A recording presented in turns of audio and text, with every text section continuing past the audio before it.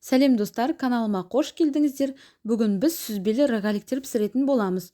Үйіңізге аяқ астынан қонақ келіп қалғанда ең тез дайындалатын және де азғантай заттардан жасалынатын таптырмас рецепттердің бірі. Жасалу жолы да оңай. Алдымен ыдысымызға құрғақ сүзбе аламыз. Үстінен бөлме температурасында тұрған жұмсақ сары майымызды қосып, жақсылап қолымызбен араластырамыз. Үстінен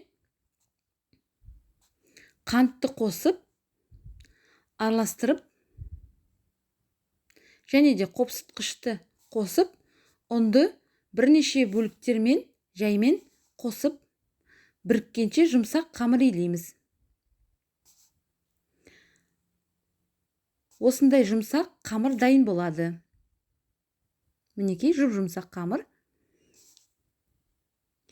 Үстеліміздің үстіне ұн сеуіп, дайындап, оқтаудың көмегімен шамамен 1 немесе 1,5 сантиметр етіп жұқалап жаямыз қамырымызды. Мінекей, осындай видеода көрсетілгендей, қалауымыз шықса қант сеуіп, жайып шығамыз. Немесе мак, корица сепсе де болады, өте дәмді болады. Енді бөліктерге бөліп шығамыз.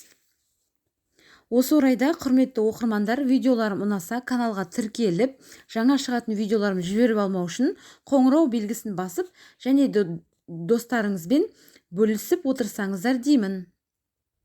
Бөліктерге бөлгеннен кейін ыдысымызға қант құйып аламыз да, рогаликтерді шетінен орап, бір бетін батырып шығамыз.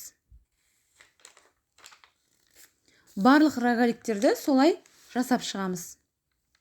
Мінекей қантқа сеуіп, және де осы рогаликтердің ортасына вареный сгущенка немесе варенье қоссаңыз да өте дәмді болып шығады. Жұмсақ болып. Барлық жасалған рогаликтерімізді противенге пергамент қағазын жайып, тізіп шығамыз. Мінекей барлығын тізіп шығамыз. Енді 180 градуста 20-25 минутта пісіріп шығамыз. Өзіңіздің газыңыздың духовкасына байланысты. Менде 20 минутта пісіп шықты. Өте дәмді, жұмсақ болып пісіп шығады. Мінекей, рогаликтеріміз пісті. Қараңыз, жұмсақ, ортасы піскен, өте күшті болып шықты. Енді қонағыңызға шаймен ұсына берсеңіз болады. Сіздермен бірге болған Жансая, менімен бірге пісіріп көріңіз. Келесі кездескенше сау болыңыздар.